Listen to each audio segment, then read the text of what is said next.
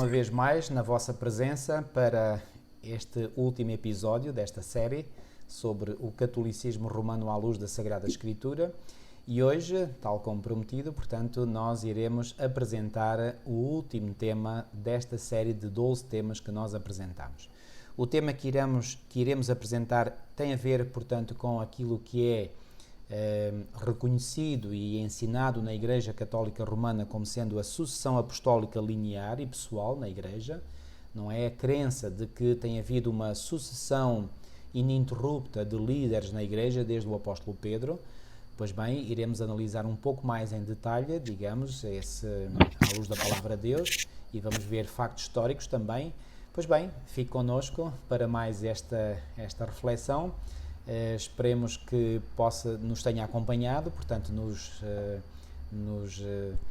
episódios anteriores, e certamente que já compreendeu, se nos tem acompanhado até aqui, portanto, que a tese que nós temos aqui defendido com provas bíblicas, históricas, é de que, portanto, a tradição da Igreja Católica Romana tem-se afastado, ou já se afastou, e há muito tempo, da verdadeira e legítima tradição apostólica. Isso. Portanto, isto está mais do que provado, não é? Portanto, aquilo que a Igreja reivindica como sendo, portanto, uma das suas principais marcas de autoridade e de valor, pois bem, cai completamente por terra.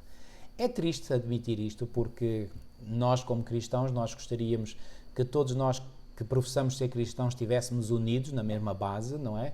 Mas infelizmente não estamos, portanto, a cristandade está profundamente dividida e a única base na qual nós podemos e nos devemos unir é na base da verdade. Na base da verdade bíblica que está revelada. E a propósito disso, eu gostaria de ler 2 versículos do Evangelho de João. Em João, no capítulo 17, nós temos aquela famosa, portanto, a descrição da famosa oração que Jesus faz ao Pai, que é conhecida como a oração sacerdotal de Cristo. E aí, em João, no capítulo 17 e no versículo 17, nós lemos: santifica-os na verdade. Ou seja, não há santificação à parte da verdade. Quer dizer que para nós sermos santificados, repito, isto é uma ideia fundamental, de crucial importância, para nós sermos santificados, e será que precisamos da santificação? Se precisamos, porque em Hebreus, no capítulo 12 e no versículo 14, nós lemos que segui a paz com todos e a santificação, sem a qual ninguém verá o Senhor. É interessante que aqui o apóstolo Paulo diz, segui a paz com todos. Okay? Que é importante estarmos em paz com todos e queremos estar mesmo com todos. Independentemente das suas crenças, nós queremos estar em paz com todos. Mas depois diz assim, e a santificação, sem a qual, reparem que o apóstolo não diz sem as quais, ou seja, não é absolutamente imprescindível a paz com todos e a santificação para vermos o Senhor. Só há um aspecto, que é a santificação, que é absolutamente imprescindível para nós podermos ver o Senhor. Então, se é absolutamente imprescindível a santificação, temos de saber como conseguir essa santificação. Pois bem, Jesus disse, no texto que eu acabei de ler há pouco, que a forma de sermos santificados é através da verdade. Portanto, não há santificação à parte da verdade. E onde é que se encontra essa verdade? O próprio Jesus disse, a tua palavra é a verdade. A tua palavra é a verdade. E é com base nessa verdade que está na palavra de Deus que nós devemos buscar uma santificação genuína. E mais à frente nesta oração que Jesus fez ao Pai, no versículo 21 diz assim, para que todos sejam um. Ou seja, Cristo orou ao Pai pela unidade dos seus discípulos. Isto é verdade. Isto é um facto indesmentível. Para que todos sejam um, como tu, ó Pai, o és em mim e eu em ti, que também eles sejam um em nós, para que o mundo creia que tu me enviaste. É um facto que Jesus quer a unidade dos seus discípulos. É um facto indesmentível, incontornável, inegociável. Agora, que tipo de unidade é essa? Jesus já tinha dito anteriormente, esta unidade só é possível na plataforma da verdade. Não há unidade possível entre os cristãos à parte da verdade. E essa verdade está onde? Na palavra de Deus. Portanto, é com base na palavra de Deus é que nos podemos unir. Por conseguinte, a tentativa de união que hoje se pratica, que é chamado movimento ecuménico, não tem base sólida. Porquê? Porque procura uma unidade entre cristãos, mas uma unidade fora, à parte da plataforma da verdade. Essa unidade não presta. Essa unidade não tem qualquer efeito. A única plataforma, repito, a única plataforma pela qual nós podemos e nos devemos unir, não só podemos como nos devemos unir, é na plataforma da verdade, e essa verdade está unicamente na palavra de Deus. Portanto, E a palavra de Deus é a Bíblia, exatamente. o chamado Antigo Testamento e o Novo E o Testamento. Novo Não Testamento. está fora do Novo Testamento em escritos extra-bíblicos. Exatamente, exatamente. Muito bem, com esta introdução, irmão, vamos então avançar para a nossa análise detalhada deste assunto, da sucessão apostólica, e talvez o irmão possa começar por dizer o que é, segundo a doutrina católica, portanto, o que é esta sucessão.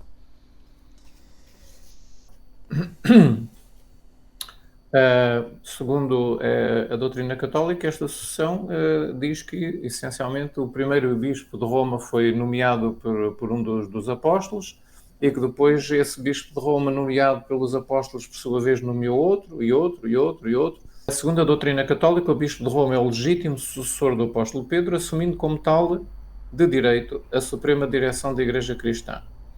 Agora, será que isto é verdade, que Pedro nomeou um bispo para que depois esse bispo nomeasse outro, quando ele já fosse velhinho ou antes da sua morte, e que por sua vez esse outro nomeasse outro, e assim fosse recebendo a autoridade que supostamente Pedro, o primeiro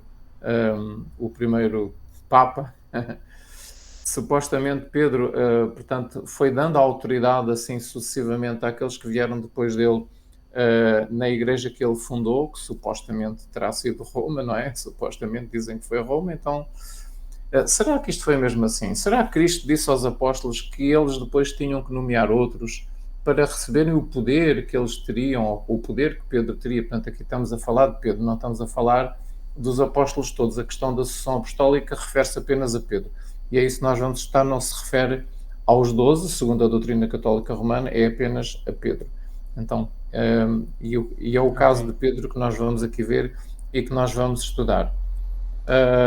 Mas antes de falarmos especificamente de Pedro, e precisamos mesmo de falar, convém também referir, portanto, que no sentido estrito da palavra, portanto, a designação de apóstolos é, portanto, aplicada aos 12. Quero eu dizer, no sentido estrito da palavra, portanto, os apóstolos não tiveram sucessores. E a designação de apóstolos é aplicada primariamente aos 12.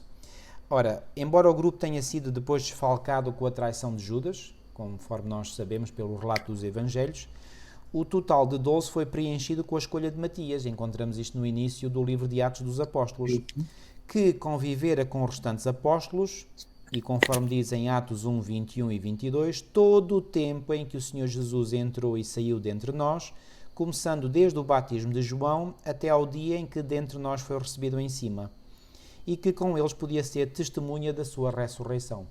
Então, porque Matias tinha sido esta testemunha da sua ressurreição, ela foi, portanto, então, foi escolhido então para ser, portanto, um apóstolo.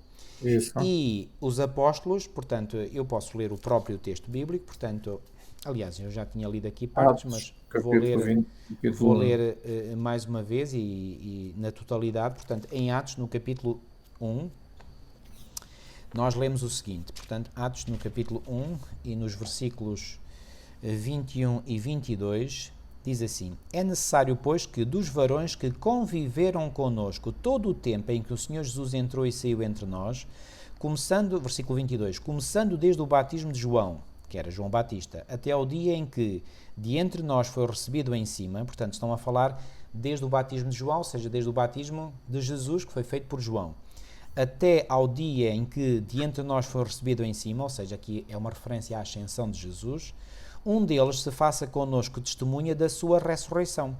E apresentaram dois que tinham sido testemunhas, José, chamado Barsabás, que tinha por sobrenome o Justo, e Matias. E orando disseram: Tu, Senhor, conhecedor dos corações de todos, mostra qual destes dois tens escolhido, para que tome parte neste ministério e apostolado, de que Judas se desviou para ir para o seu próprio lugar, e lançando-lhes sortes, caiu a sorte sobre Matias, e por voto comum foi contado com os 11 apóstolos. E assim o número 12 prefez-se novamente. Ok? Então, é digno de nota que não foi por acaso que Jesus escolheu 12 apóstolos, 12 judeus como apóstolos. Por esse meio, ele ratificava a aliança de Deus com as 12 tribos de Israel e virtualmente integrava na nova aliança todo o israelita que aceitasse Jesus como o anunciado Messias. Por isso os 12 pregarão o Evangelho, primeiro aos judeus, depois aos samaritanos, étnica e religiosamente relacionados com os judeus, e finalmente aos gentios. Isto é o que nos diz, aliás, aquilo que Jesus disse e que está registado em Atos 1:8, que diz assim: mas recebereis a virtude do Espírito Santo, que há de vir sobre vós, são palavras de Jesus, repito, e ser-me-eis testemunhas, aonde? Tanto em Jerusalém como em toda a Judeia e Samaria e até aos confins da terra. Então, nos apóstolos se cumprem duas condições básicas e imprescindíveis para a legitimidade do seu ministério. Primeiro, que tenham visto Jesus ressuscitado. Primeiro, não é? Segundo, que tenham recebido dele o mandato de testemunhar a sua ressurreição e, à luz da ressurreição, a totalidade da sua pessoa e obra. Ora, como mandatários revestidos de autoridade delegada, competia-lhes anunciar o Evangelho, fundar e organizar igrejas e exercer em relação a estas uma jurisdição não localmente limitada, mas de maior amplitude. Então, a designação de apóstolo, sob o ponto de vista técnico, estende-se ainda a Paulo. Com efeito, também ele era judeu, também ele tinha visto o Senhor ressuscitado. Nós lemos isso, por exemplo, em 1 Coríntios 9:1. Como é que ele tinha visto Jesus ressuscitado? Já vamos ver. 1 Coríntios 9:1. Diz assim: não sou eu apóstolo, e escreve o próprio apóstolo Paulo, não sou livre, não vi eu a Jesus Cristo, Senhor nosso, não sois vós a minha obra no Senhor. Como é que ele viu Jesus ressuscitado? Viu na estrada em Damasco, quando ia na estrada para Damasco, e aí Jesus lhe apareceu e falou com ele, não é? E depois, mais à frente, nesta mesma epístola, no capítulo 15 e no versículo 8, diz assim: e por derradeiro de todos me apareceu também a mim, como a um abortivo. E depois ele até diz no versículo 9: porque eu sou o menor dos apóstolos, que não sou digno de ser chamado apóstolo, pois que persegui a igreja de Deus. Não sou digno, mas ele sentia-se apóstolo não por se sentir digno, porque não era, porque ele tinha perseguido a igreja de Deus, mas porque o Cristo ressuscitado apareceu a ele e o convocou para ser seu apóstolo. Okay? Exatamente. Recebeu o mandato. Recebeu o mandato do próprio Senhor.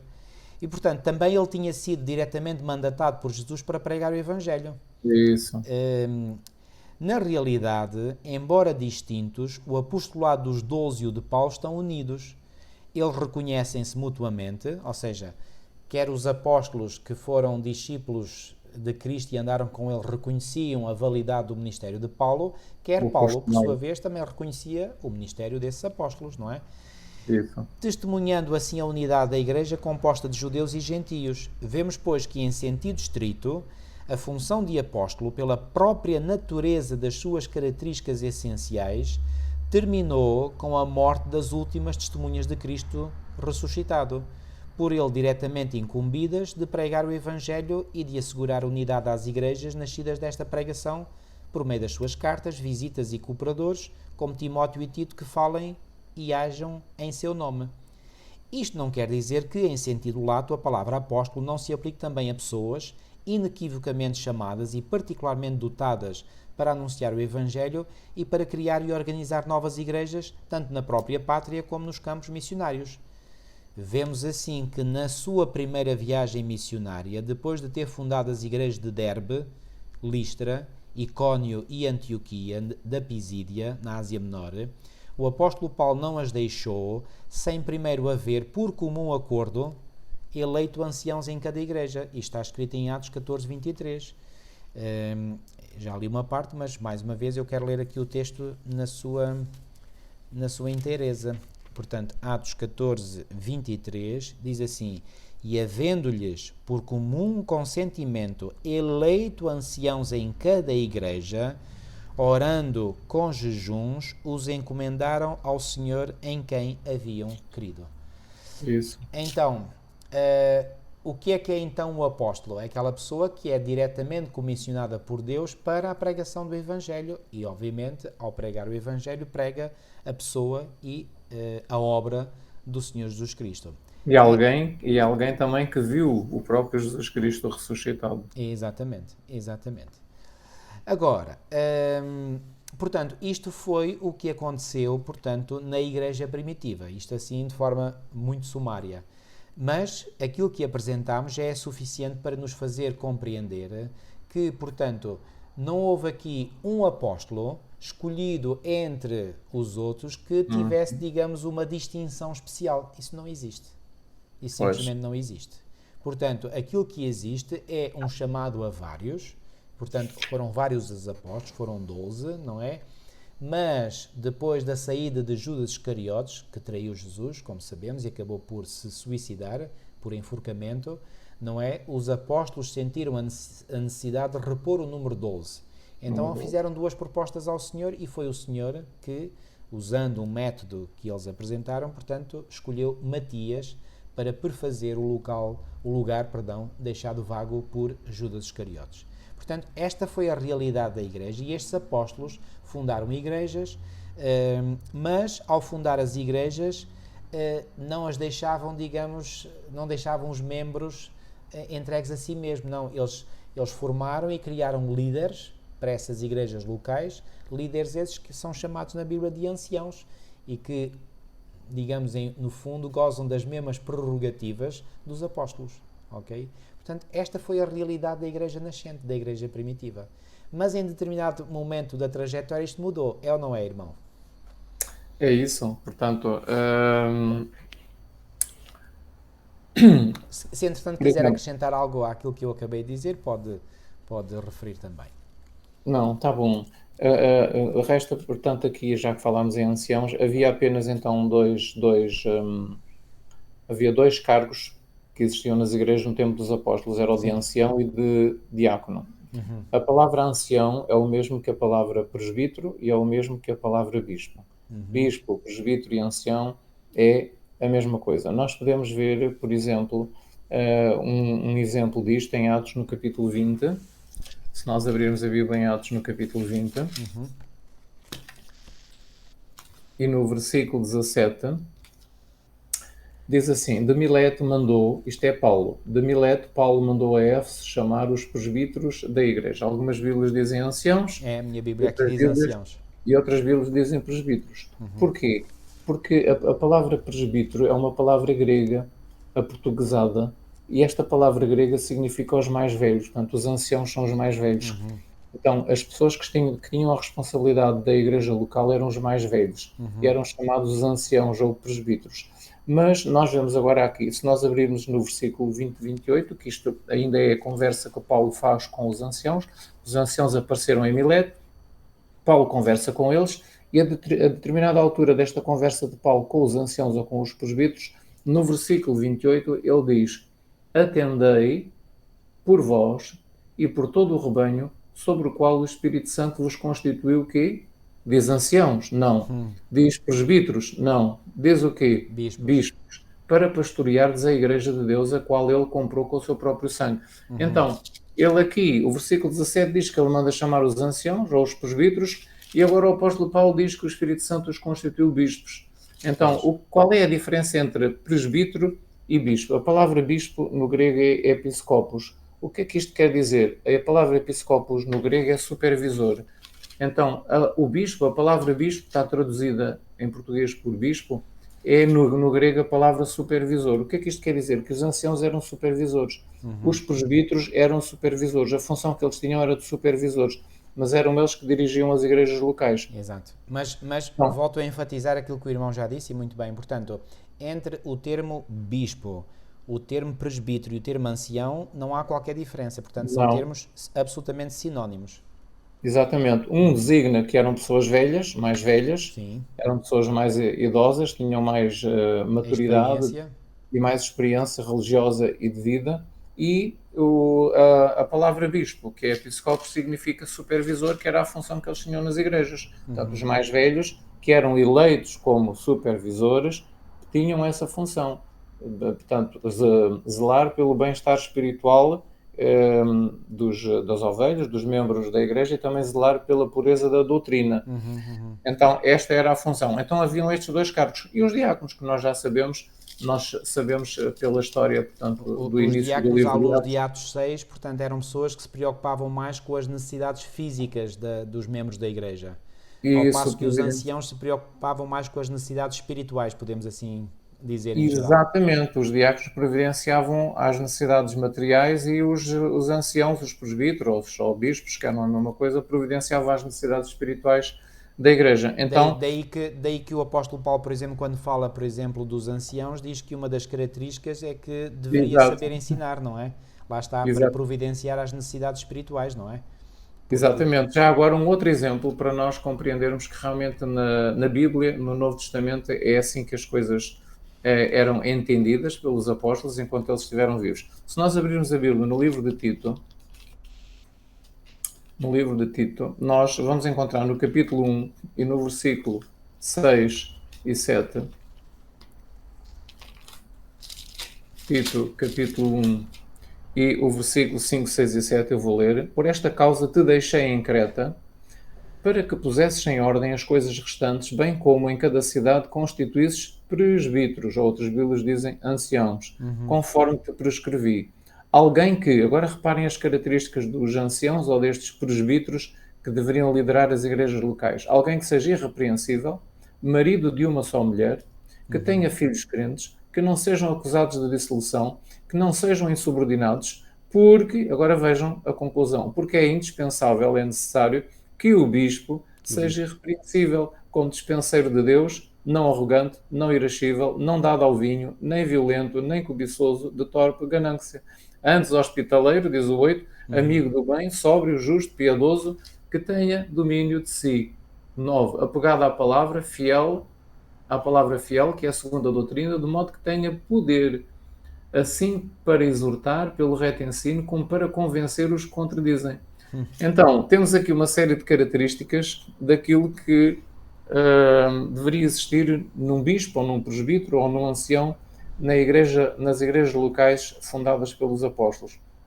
E vemos aqui novamente o uso destas duas palavras como sendo equivalentes ou iguais. Temos no versículo 5 a palavra presbítero ou ancião. Sim. E depois, no versículo 7, o apóstolo Paulo diz, porque é indispensável, ele não diz que o presbítero ou que o ancião seja repreensível. Ele não diz isso. Ele, em vez da palavra presbítero ou ancião que ele usa no versículo 5, Paulo usa aqui a palavra bispo, não é? E nós já vimos que a palavra bispo é episcopos, foi traduzida de episcopos no grego para português bispo, e que significa supervisor. Então, o que é que ele está a dizer?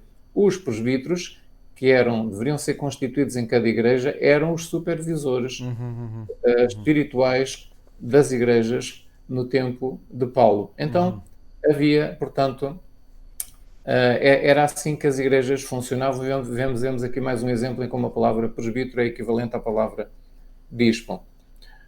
Agora, para o funcionamento destas igrejas, normalmente acontecia que um dos anciãos ou um dos presbíteros era escolhido como dirigente.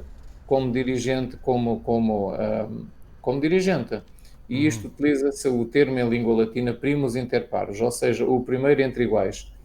E depois, e não nesta ocasião em que os apóstolos eram vivos, ainda não existia a ideia, portanto, aquilo que é designado pela Igreja Católica até também em latim, é o primus absolutus, ou seja, o primeiro absoluto. Não, era o primeiro entre iguais. Todos eram iguais, todos eram anciãos, mas havia um que, portanto, liderava, que orientava. Mas liderava no sentido de, digamos, coordenar, digamos, o trabalho entre coordenar eles. Administrativamente. Portanto, era um tipo de coordenador, não era porque ele fosse mais importante que os outros, daí a expressão primus entre pares, não é? Porque, portanto, ele era igual aos outros. Simplesmente tinha a função, portanto, só diferia na função, não era na dignidade, não era no valor, era na Não era na função. dignidade e no valor, porque era o primeiro entre iguais, eles Entre eram iguais. iguais, mas era na questão da Na administração da administração, função, exatamente. Ou é seja, para que as coisas tinha a funcionassem responsabilidade melhor. de coordenar a equipa, digamos assim. Exatamente, para coordenar a equipe, exatamente. Então, a tendência para o monoepiscopado, e aqui é que começam as coisas a acontecer após a morte dos apóstolos, a tendência para o monoepiscopado, em que o bispo é distinto dos anciãos, não como primeiro entre iguais, mas como primeiro absoluto, começou a observar-se a leste do mar Egeu, e passado pouco tempo, depois de uma curta fase de colegialidade episcopal baseada na própria organização política do duumvirado da sociedade civil romana, nas igrejas também a oeste do mar Egeu e então incluindo aí a igreja de Roma. E foi aqui que as coisas começaram a acontecer. Então, primeiro a leste do mar Egeu e depois ao oeste do mar Egeu. Nós sabemos que o mar Egeu, portanto, pertence à Grécia, está no mapa, portanto, colado, portanto, à Grécia. E foi assim que as coisas começaram a acontecer. Então começou-se a ter a ideia de que o bispo era uma coisa e o ancião era outra. E nós acabamos de ver que na Bíblia o ancião e o bispo são a mesma coisa. Mas alguém, depois da morte dos apóstolos, inventou a ideia de que o bispo era alguém superior ao ancião.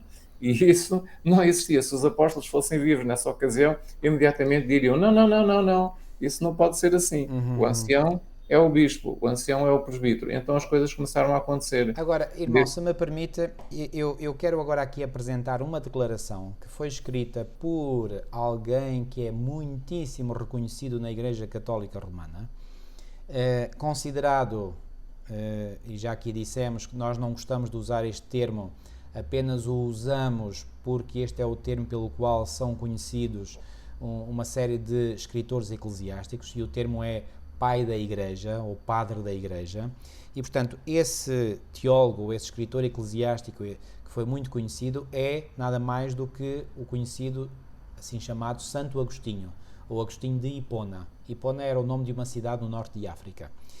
E ele tem ele tem uma frase que eu vou ler, e já agora, esta frase faz parte do sermão 76, e está na Patrologia Latina 38, coleção 479, e ele diz o seguinte, portanto, a Igreja, agora passa a citar, ok? Passa a citar.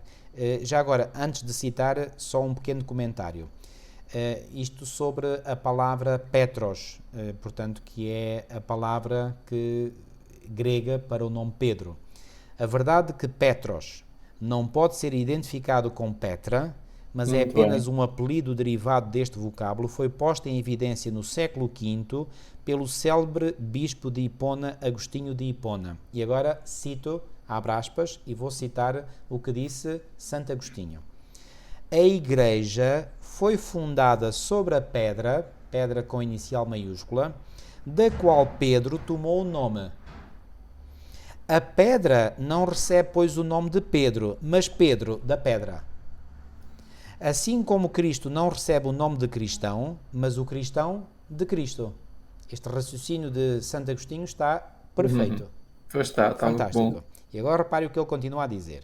E assim o Senhor disse: sobre esta pedra edificarei a minha igreja, porque Pedro dissera: tu és o Cristo, o Filho de Deus vivo. Portanto, diz ele com inicial maiúsculo, ou seja, diz ele Cristo: sobre esta pedra que confessaste, edificarei a minha igreja. A pedra era, pois, Cristo, e sobre esse fundamento foi edificado o próprio Pedro. Isto dito por Agostinho de Hipona. Alô, meus irmãos e queridos amigos católicos.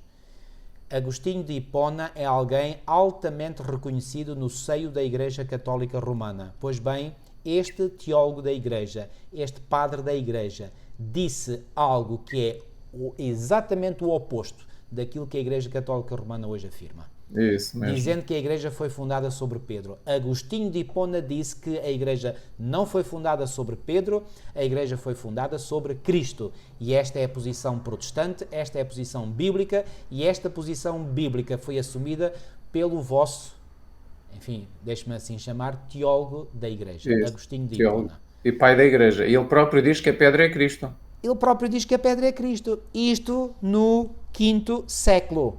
Isto no quinto século. Diz que a pedra é Cristo. Ou seja, não é ainda no primeiro século. Então tinham passado 5 séculos e a Igreja, através de uma das suas maiores sumidades, de um dos seus maiores teólogos, ainda está a assumir no quinto século que a Igreja foi fundada não sobre Pedro, porque já havia alguns que tentavam dizer isso, e vem este super teólogo da Igreja dizer não. E eu volto a ler as palavras dele. A Igreja foi fundada sobre a pedra da qual Pedro tomou o nome. A pedra não recebe, pois, o nome de Pedro, mas Pedro da pedra. Assim como Cristo não recebe o nome de cristão, mas o cristão de Cristo. E assim o Senhor disse: sobre esta pedra edificarei a minha igreja, porque Pedro dissera: tu és o Cristo, o Filho de Deus vivo. Portanto diz ele Cristo, sobre esta pedra que confessaste edificarei a minha igreja. A pedra era, pois, Cristo, e sobre esse fundamento foi edificado o próprio Pedro. Está claríssimo. Pois está. E esta posição de Agostinho de Hipona é uma posição corretíssima do ponto de vista bíblico. E repito, esta era a posição assumida ainda no quinto século. Onde é que já vai, portanto, a posição da Igreja Católica Romana hoje? Portanto, é a Igreja Católica a tal garante da sucessão apostólica, quando vai inclusivamente contra declarações claras e inequívocas de teólogos até reconhecidos no seu seio? Quer dizer, isto... Amigos, por favor, isto não faz sentido absolutamente nenhum. Isto é de uma incoerência gritante de bradar aos céus. Portanto, é perante esta e muitas outras incoerências que nós podemos afirmar, mas podemos afirmar a pé juntos, que a Igreja Católica Romana não tem sido, não é a garante, a defensora da tradição apostólica. Longe disso, muito longe disso. Portanto, a única garantia que nós temos da tradição apostólica está neste registro escrito. Isso. E este registro escrito é a Sagrada Escritura. E é sobre este registro escrito que o protestantismo se tem fundado. Infelizmente, o protestantismo tradicional hoje está, vou usar uma expressão muito tradicionalmente portuguesa, está a passar pelas ruas da amargura, mas felizmente que existe um remanescente que não apenas se manteve nos ensinos dos reformadores protestantes, mas ainda foi dissecar mais a fundo, analisar mais a fundo a palavra de Deus e estabeleceu, ou restabeleceu, melhor dito, ou veio, digamos, trazer de novo à luz do dia todas as doutrinas, todas as crenças fundamentais da Igreja cristã primitiva. Não digo isto com vaidade, nem com orgulho, digo com humildade, mas é um facto que hoje a única Igreja cristã que é verdadeiramente a defensora da verdadeira e legítima tradição apostólica é a Igreja Adventista do Sétimo Dia, da qual muito me honro em pertencer e em ser pastor desta Igreja. Então, repito, a Igreja Católica Romana pode reivindicar o que quiser, mas infelizmente ela não é a garante, ela não é a defensora da tradição apostólica. Não é, lamento. Se isto o choca, se o amigo ou a amiga é católico romano, é membro desta igreja, o choca, eu até lhe digo, ainda bem que está chocado com esta afirmação. Porque talvez isto possa ser um meio de que o Espírito Santo está a servir, e não se esqueça, Jesus disse que deixaria sobre o seu povo, sobre a sua igreja, o Espírito Santo, para nos conduzir a toda a verdade. Então, amigo, amiga, permita que o Espírito Santo o conduza a toda a verdade. Faça uma busca na própria Bíblia, pegue na Bíblia, na Palavra de Deus, e faça uma busca por si mesmo. Peça a iluminação do Espírito Santo. Peça que o Espírito Santo o dirija. Porque eu acredito de todo o meu coração que o Espírito Santo o quer conduzir e o irá conduzir à verdade, se você assim o permitir. Aquilo que nós estamos aqui a fazer é apenas um trabalho de elucidação. Queremos apenas elucidar, queremos trazer, portanto, à luz do dia estas verdades bíblicas e históricas, para que possa pensar, possa meditar, possa refletir, e agora faça a sua própria pesquisa, faça a sua própria caminhada. Não acredite em nós. Use o espírito dos bereanos, que foram ver se as coisas eram de facto assim. Vai investigar por si mesmo, mas investiga sério. E começa, obviamente, pela Palavra de Deus. E se tiver a oportunidade de investigar livros históricos, de ter acesso a consulta. Hoje em dia há muita coisa na internet. Consulta a patrologia grega, a patrologia latina, onde estão os registros daquilo que disseram esses escritores eclesiásticos do passado. Compare, veja esta declaração que eu acabei de referir, vá analisar por si mesmo, vá à procura dela e vá ver que realmente as coisas não fazem sentido. Pois bem, aqui fica o meu forte apelo, mesmo no final desta nossa série, para que possa investigar por si mesmo. Nós não queremos ofender ou ser ofensivos para com os católicos romanos. Não, nós amamos essas pessoas, como é nosso dever como cristãos, mas precisamente porque amamos, nós temos que lhes comunicar a verdade. Porque Deus é um Deus de verdade. Deus não é um Deus de mentira. Mentiroso é Satanás. Conforme Jesus disse, está escrito em João 8,44, que o diabo é mentiroso e pai da mentira. Então, quem está do lado da mentira, quem subscreve a mentira, não pode estar apoiado por Deus, porque Deus é o Deus da verdade. Jesus disse dele mesmo, eu sou o caminho, a verdade e a vida. Então não pode coexistir a mentira com Jesus Cristo. Então se nós queremos ser cristãos sinceros, nós temos que ser defensores inamovíveis da verdade. E o que é verdade, é a verdade. Isso. Pois é essa verdade que nos conduz ao autor da verdade, que é Jesus Cristo. Então, se queremos verdadeiramente ser cristãos, e cristão significa ser discípulo, seguidor de Jesus Cristo, nós temos que amar a verdade e estar do lado da verdade, não do lado do erro. É um apelo sincero que eu faço de todo o meu coração a vós, queridos amigos. Que Deus vos abençoe nessa busca. Exatamente. E além desse testemunho histórico de Agostinho, que nós acabamos de ouvir dizendo que Cristo é a pedra, não era Pedro. Cristo é a pedra sobre a qual a Igreja está edificada, não é sobre Pedro, é sobre Cristo. Não esqueçam isto é muito importante. Nós temos ainda o testemunho de algumas listas históricas sobre quem foram os bispos. Portanto, quem foram os bispos, portanto, nas várias cidades. E, por exemplo, há uma lista que diz respeito à cidade de Roma, que supostamente, portanto, terá sido, supostamente, eu digo, esta mentira que foi inventada, que o primeiro Papa, portanto, existiu em Roma, portanto, foi lá que existiu o primeiro Papa, que foi Pedro, etc, etc. Pronto. As listas que nós temos de bispos de Roma, temos, por exemplo, a lista de Ireneu, que data do ano 185 depois de Cristo. Nesta lista de Ireneu, aparece como primeiro bispo de Roma Lino, e depois Anacleto, e depois Clemente, e depois Evaristo, e depois Alexandre, e depois Xisto. Ou seja, não é mencionado Pedro como o primeiro bispo de Roma. O que ele diz, o que Ireneu diz no ano 185 é o seguinte: os bem-aventurados apóstolos, Pedro e Paulo. Ele estava a fazer referência não apenas a Pedro, mas a Pedro e Paulo, ou seja, aos dois. Isto é muito interessante, não é?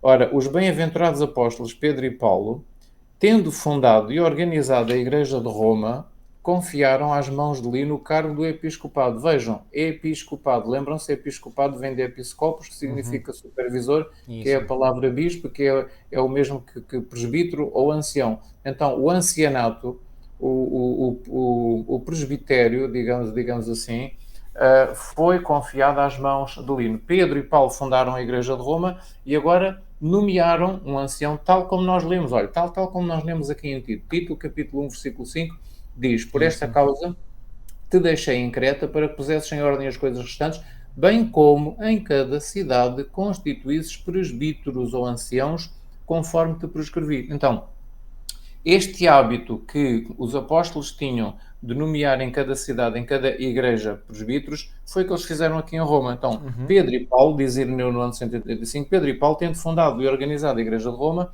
confiaram nas mãos de Lino o cargo do episcopado. E depois... O que está em perfeita harmonia com o que diz a Bíblia. Está em perfeita harmonia com aquilo que diz o Novo Testamento nos textos que nós acabamos de ler. Existe também uma lista datada do ano 312, já estamos no século IV, e muito próximo da época de Agostinho de Hipona, que nós acabamos de ouvir. Nesta existe a lista de Eusébio de Cesareia, do ano 312, no seu livro História Eclesiástica, e também existe uma lista datada do ano 375, que é a lista de Epifânio, num livro chamado Panarion, e que coincide com a lista de Ireneu, do ano 185. Existe ainda uma outra lista, datada do ano 370, que é a lista de Optatus, Existe uma outra lista, existe uma outra lista, cerca do ano 400, portanto, escrita por Agostinho, que são praticamente idênticas à de Ireneu, só que em vez de Pedro e Paulo na origem da Igreja de Roma, figura apenas o nome de Pedro. Então, as coisas começaram-se, o tempo já tinha começado a ficar muito distante no tempo a origem das coisas e já começa a haver alguma coisa assim um pouquinho a afastar-se da verdade. Mas nesta lista, por exemplo, de Eusébio e de Epifânio, esta de Eusébio datada do ano 312 e de Epifânio datada do ano 365, é igual à lista de Ireneu do ano 185. Então, vemos aqui que até o ano 375, nestas três listas diferentes, Ireneu, Eusébio e Epifânio, a sequência dos bispos de Roma foi a mesma. Lino, Anacleto, Clemente, Evaristo, Alexandre e Xisto. Depois, na lista de Optatus do ano 370 e na lista de Agostinho do ano 400, continua a aparecer como primeiro bispo de Roma Lino, continua a aparecer Lino. Mas depois há uma diferença. E depois aqui como segundo aparece Clemente, que na lista de Ireneu é o terceiro, e aparece Anacleto como o terceiro, que na lista de Ireneu é o segundo. O resto é tudo igual. Depois Evaristo, Alexandre, Xisto. Então, vemos aqui que nestas 5 listas, e a última delas do ano 400 e a de Agostinho, nestas 5 listas aparece Lino como primeiro bispo de Roma. Não aparece Pedro como primeiro bispo de Roma. O primeiro bispo de Roma nestas 5 listas é Lino. Lino, não é? E depois os outros. Então, isto é extremamente importante. Então, se nem Paulo nem Pedro foram os primeiros bispos de Roma, apenas fundaram a Igreja e delegaram, portanto, o controle da Igreja a estes bispos. Então, se eles não foram o primeiro bispo, então não houve uma sucessão. Não houve uma sucessão. Aliás, estes escritos de Eusébio, de Epifânio, de Ireneu, Octatus e Agostinho, nenhum destes livros diz que Pedro foi o primeiro Papa e que, como Papa, com o poder de Papa, delegou o poder de nomear um outro Papa, depois dele, que o substituísse na cadeira, no trono. Porque a Igreja Católica diz que isto é um trono, é o trono papal. Portanto, isto é um trono. Então, não há nada escrito nestas datas, nestas épocas, até Agostinho, e nós acabamos de ver que Agostinho ele próprio diz que a pedra é Cristo, é sobre ele que a Igreja está edificada, não é sobre Pedro. Nestas 5 listas não há nada que diga que Pedro foi o primeiro Papa e que tornou Lino o segundo Papa e depois, por sua vez, Lino tornou Anacleto ou Clemente o terceiro Papa. Não há nada que diga isso. Aliás, não há nada no Novo Testamento que nos indique que o cargo de bispo, ou ancião, ou presbítero fosse por sucessão, não é? Isso. Porque, repara, então, nesse caso, Lino, que muito provavelmente foi nomeado pelos apóstolos para ser o bispo da Igreja de Roma, então, e quando nós dizemos bispo, atenção, não pensem naquela função de bispo que hoje existe na Igreja Católica, não, bispo é um ancião de uma igreja local, não é? Que ele pudesse passar a alguém. Não, isto não se passa, não há sucessão. Portanto, há escolhas, não é? Que as igrejas locais fazem, não é? Para os seus líderes locais. Portanto, a sucessão não existe, simplesmente. Portanto, não há nada na Bíblia que diga que agora, por ele ser o bispo da igreja, ele é que vai agora escolher, não é? Qual será o seu sucessor? Isso não existe. Pois, e não há nada nestes primeiros séculos que diga que um bispo mandava nos outros bispos todos. É isso.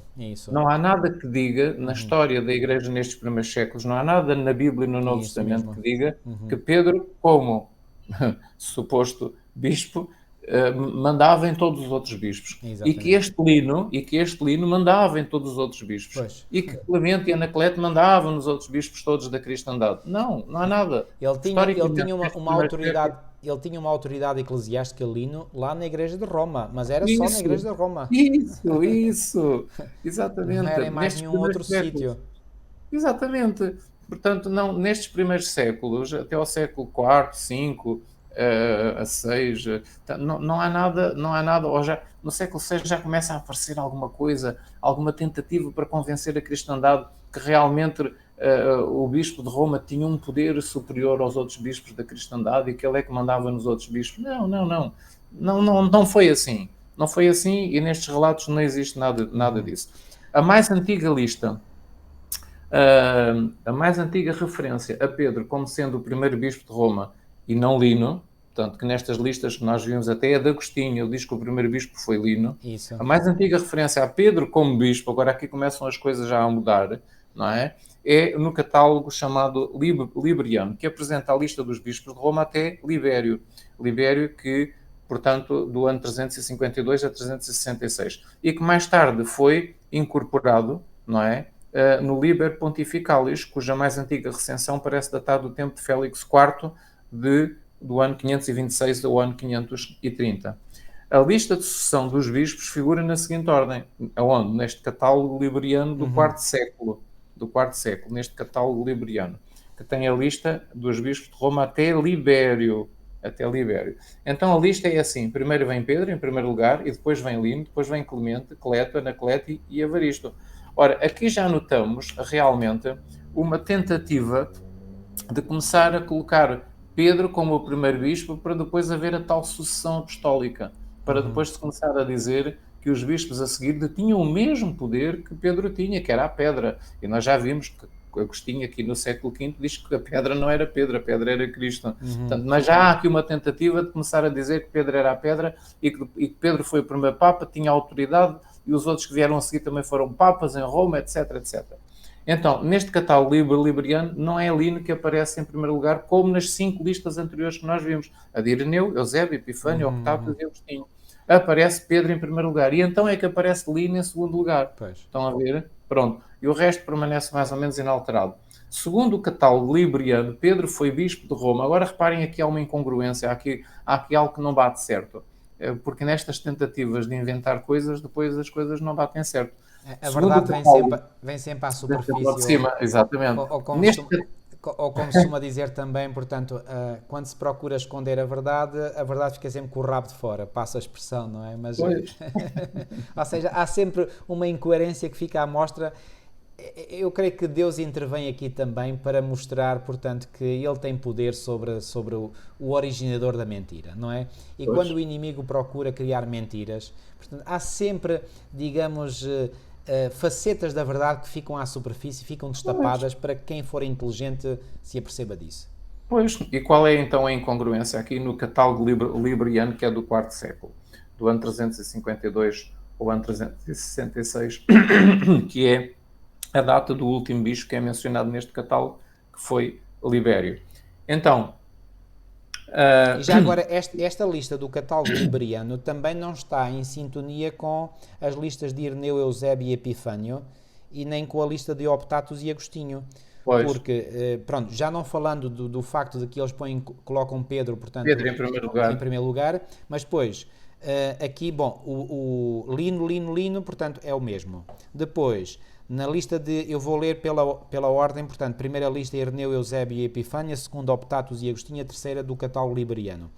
Em terceiro lugar, portanto, em segundo lugar aparece aqui Lino, que está de acordo com as duas outras listas, à exceção, repito, de Pedro. Depois de Lino vem Anacleto, na lista de Ireneu, vem Clemente na lista de Optatus e Agostinho e vem Clemente também aqui no catálogo liberiano. Mas depois vem Clemente na lista de Ireneu, Eusébio e Epifânio, Anacleto, portanto já tínhamos visto que há aqui uma troca, e aqui nesta lista aparece, portanto, Cleto.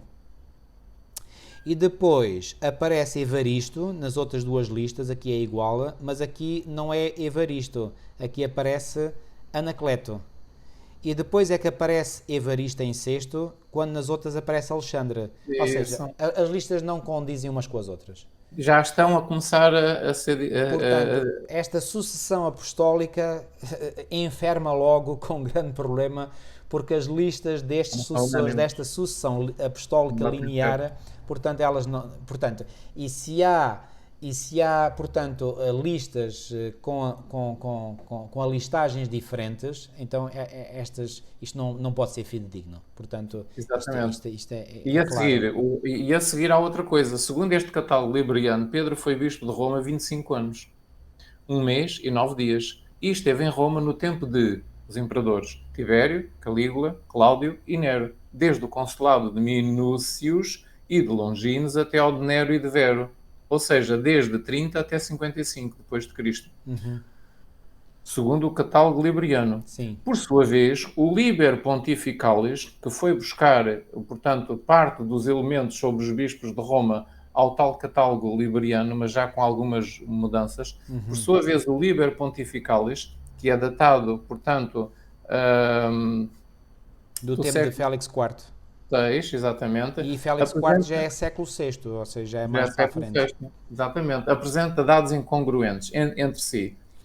Se por um lado, os dados incongruentes são estes. Se por um lado afirma que Pedro veio para Roma durante o reinado de Nero, isto o Liber Pontificalis afirma que veio para Roma durante o reinado de Nero e que aí foi bispo durante 25 anos, 1 mês e 8 dias, ou noutra lista, 25 anos, 2 meses e 3 dias. Por outro lado, declara que Pedro foi bispo durante os reinados de Tibério, Calígula, Cláudio e Nero. E ainda, por outro lado, fixa o martírio de Pedro no ano 67, o que, no caso de ter sido bispo de Roma durante 25 anos, deveria ter começado o seu bispado não no tempo de Tibério, que morreu em 37, mas no tempo de Cláudio. Um simples exame dos dados fornecidos pelo livro de Atos e pelas epístolas de Paulo mostra com toda a evidência que não é digna de crédito a informação de Pedro ter sido o primeiro bispo de Roma. Portanto, há aqui incongruências realmente dos reinados dos imperadores em que Pedro foi bispo de Roma. Portanto, não bate certo. Não bate certo. Os dados históricos não batem certo. Os dados históricos não batem certo com este Liber Pontificalis. Portanto, agora, vamos aqui ver uma outra questão. Não só, portanto, estas listas não dizem que Pedro foi Papa, e depois as listas já começam a pôr Pedro em primeiro lugar nos séculos mais tarde e não Lino, mas agora existe uma outra questão. É a questão da designação de Sumo Pontífice. Nós sabemos que os Papas são designados hoje por Sumos Pontífices, ou Sumo Pontifex, em latim. Porquê é que eles têm esta designação? Como é que isto aconteceu? Aliás, Que a expressão em latim creio que é Pontifex Maximus. Assim é que é. Pontifex Maximus em latim, é Pontifex Maximus, ou Sumo Pontífice, ou Sumo Pontífice. Exatamente, é isso mesmo. Correto. O título de Pontifex Maximus, ou seja, Sumo Pontífice em português, foi atribuído a partir do imperador Numa, que a partir de Numa, nesta altura ainda não havia imperadores, eram designados reis. Sabem que Roma surgiu antes de Cristo, não é? Cerca do século V antes de Cristo. E nesta altura ainda não havia imperadores, eram reis que governavam Roma. Então, o segundo rei de Roma foi Numa. E o título Pontifex Maximus, ou Sumo Pontífice, foi atribuído a partir do segundo rei de Roma agora pasmem e vejam, ao chefe dos sacerdotes romanos. E estamos aqui, sabem em que século é que Numa governou como segundo rei de Roma? No século VIII a.C. Então, o título Sumo Pontífice foi dado aos sacerdotes pagãos de Roma no tempo do segundo rei de Roma, que foi Numa, e estamos aqui no século VIII a.C. Depois, o imperador, já agora passou a época dos reis em Roma, agora vem a época dos imperadores em Roma, até que o imperador César Augusto o assumiu no ano 12 a.C. Ou seja, do século VIII até ao século I antes de Cristo, durante 800 anos, pronto, digamos assim, durante 700 anos, séculos, sim. Durante 700 anos, o título de Sumo Pontífice pertenceu a quem? Aos sacerdotes. Ao chefe dos sacerdotes pagãos do tempo de Roma no século VIII a.C. Então, Sumo Pontífice era o título dado ao chefe, portanto, dos sacerdotes, não é? E agora chegamos ao século I a.C. e o primeiro imperador romano que assumiu esse título para ele próprio. Assumiu esse título para si foi César Augusto, no ano 12 a.C. E continuou a ser usado pelos seus sucessores até ao terceiro quartel do século IV. Foi então que o imperador cristão Graciano, não é, que governou de 375 a 383, renunciou a esse título e o transferiu com o respectivo símbolo para o bispo de Roma, que o tem usado até ao dia de hoje. Então vejam bem, para aqueles que pensam que o título de Sumo Pontífice foi dado por Jesus a Pedro, e Pedro foi o primeiro Papa, e Jesus deu esse título a Pedro, e a Igreja de Roma atribuía esse título a Pedro. Não atribuía nada esse título a Pedro. E que nos primeiros séculos os bispos de Roma tinham os papas de Roma, os bispos de Roma tinham esse título. Não tinham nada. Ou seja, Isso verdadeiramente isto não é histórico. a tradição da Igreja Católica Romana tem sido uma mescla de coisas que vai buscar ao cristianismo, sim, mas também ao paganismo, às estruturas políticas, nomeadamente aqui em Roma. Reparem, as leis da Igreja Católica são quase plasmadas do direito romano, que era o direito que se exercia, digamos, no antigo Império Romano, não é? O chamado Código de Direito Canónico é quase, digamos, uma cópia exata do direito canónico, com as modificações, com termos que mudaram, etc.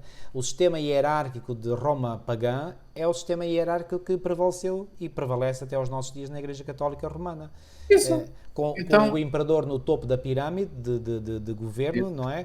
E na Igreja Católica é o Papa no topo da pirâmide. Portanto, é exatamente a mesma coisa. Portanto, no fundo, a Igreja Católica Romana é uma forma, digamos, é o Império Romano a existir, mas mudando um pouco a sua natureza e as suas feições, a sua aparência.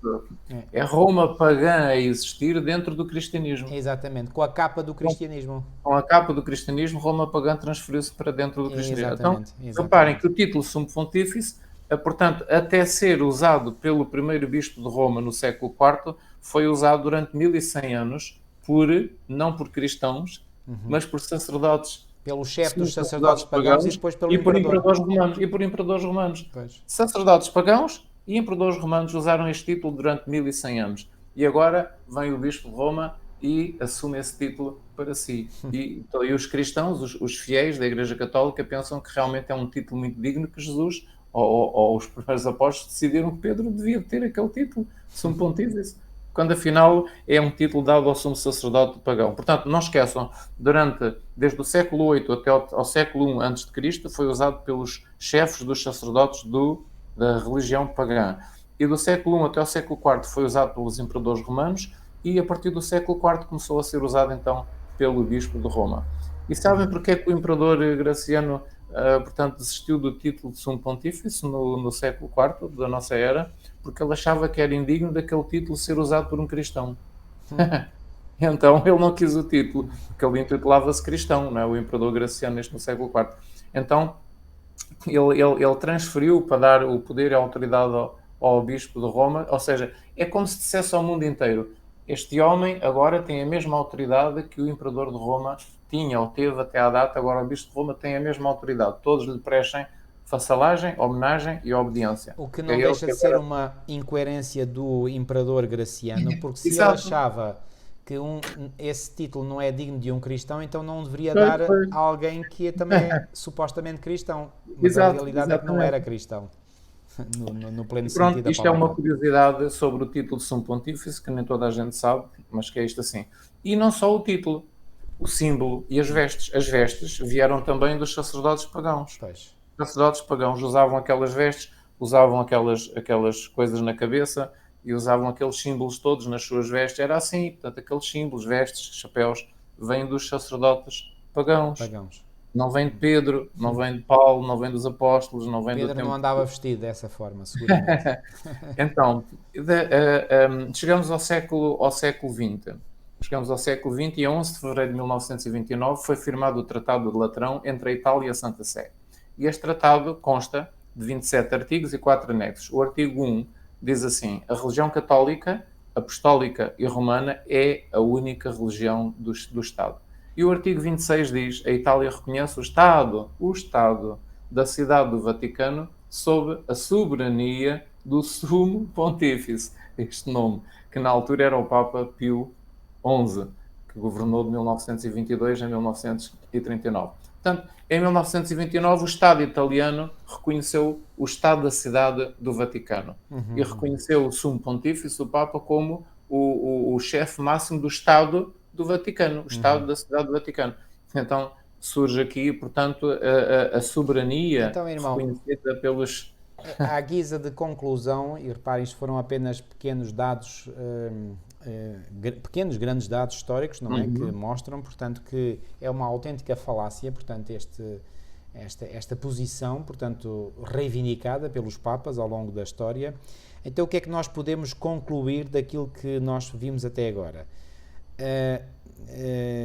Primeira conclusão, e depois o irmão pode dizer a segunda: o Bispo de Roma não é o sucessor dos apóstolos, porque os apóstolos, como tais, não tiveram sucessores. Portanto, não há historicamente nada que diga isso. Exatamente. Nada. Historicamente, não há nada escrito que nos indique que havia sucessores, que havia aqui uma sucessão ininterrupta. Não existe.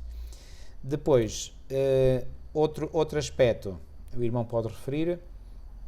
Sim, o Bispo de Roma, portanto, é sucessor de Lino e não de Pedro. Pois, porque Lino é que foi o primeiro. Porque Bispo nas listas é que consta como o primeiro Bispo de Roma. Isto nas primeiras listas, exatamente. Depois, uma lista posterior, já seguramente adulterada, não é? Foi adulterada, portanto, no século VI, no tempo de Félix IV, 526-530, é que colocou em primeiro lugar Pedro como sendo o primeiro bispo de Roma. O tal catálogo liberiano. Exatamente. Agora, como sumo pontífice, o bispo de Roma é sucessor de Graciano, o imperador romano. Porque Graciano é que, pela primeira vez, passou este título para o bispo de Roma. Portanto, o bispo de Roma não é sucessor, o sumo pontífice não é, se é sucessor de alguém, é de Graciano, não é de Pedro. Porque o Graciano é que lhe passou o título de sumo pontífice no século IV. E mesmo em termos de sucessão eclesiástica, o bispo de Roma é sucessor de Lino e não de Pedro. Se quisermos dizer que há sucessão, portanto, nesse caso é porque Lino, repito, é que foi o primeiro bispo. Isso. Pedro não foi. E como chefe de Estado, o bispo de Roma é sucessor de Pio XI, porque Pio XI, portanto, foi na altura do Papa Pio XI, é que, portanto, a Itália reconheceu o Estado da Cidade do Vaticano sob a soberania do Sumo Pontífice. Portanto, repetindo, o Bispo de Roma não é sucessor dos apóstolos, porque os apóstolos como tais não tiveram sucessores. O Bispo de Roma é sucessor de Lino e não de Pedro. Como Sumo Pontífice, o Bispo de Roma é sucessor de Graciano, o Imperador Romano. E como chefe de Estado, o Bispo de Roma é sucessor de Pio XI. Ou seja, em nenhum dos casos 1929. Exatamente. Ou seja, a pedra sobre que está edificada a Igreja continua a ser Jesus Cristo, segundo o testemunho do apóstolo Pedro e, como vimos, segundo o testemunho do próprio Agostinho de Hipona no século V, ou seja, nos anos 400. Portanto, e finalmente, dizer que o vigário de Cristo na Terra é o Divino Espírito Santo que Jesus falou e não qualquer ser humano. Exatamente. Já agora eu gostava de portanto, talvez em cerca de 7 ou 10 minutos, eu gostava de examinar aqui para que todos possam realmente ter a certeza de que realmente é assim com base na Bíblia. Nós já vimos então que aquela célebre frase que em verdade te digo que tu és Pedro e sobre esta pedra edificarei a minha igreja, os próprios teólogos católicos sabem muito bem, eles sabem bem que a frase que Jesus Cristo disse é: em verdade te digo que tu és Petrus e sobre esta pedra edificarei a minha igreja. Petrus é uma pedra pequenina e Petra é uma pedra grande, é uma rocha. E Jesus disse que edificaria a sua igreja sobre a pedra, que é a rocha, que é a pedra grande, que é ele. E não sobre Petrus, a rocha pequenininha, ou pedra pequenininha, que era Pedro. Estaria muito mal edificada se fosse sobre a Petros. Exatamente. Sobre uma pedra rolante que desliza facilmente. É uma pedra que se move de um lado para o outro. Ao passo que Petra é uma rocha que não se pode mover. Exatamente, inamovível, que a rocha é Cristo. Como é que nós sabemos que realmente esta rocha é Cristo? Eu queria ver aqui muito rapidamente alguns textos, portanto, com aqueles que nos estão a ouvir, para que tenhamos a certeza de que realmente é assim. O próprio Jesus Cristo ensinava que ele é que era a pedra. Olhem, se abrirmos a Bíblia em Mateus no capítulo 21 e no versículo 42, e se lemos do 42 até ao 44, nós vamos perceber que realmente a pedra, para Jesus Cristo, a pedra sobre a qual ele iria fundar a sua igreja é ele mesmo. É a rocha, a pedra. E ele diz assim no versículo 42, perguntou-lhe Jesus: nunca leste nas Escrituras a pedra que os construtores rejeitaram, essa veio a ser a principal pedra de esquina, angular. Isto procede do Senhor e é maravilhoso aos nossos olhos. Portanto vos digo que o reino de Deus vos será tirado e será entregue a um povo que lhe produza os respectivos frutos. A pedra, Jesus aqui está a falar de si próprio.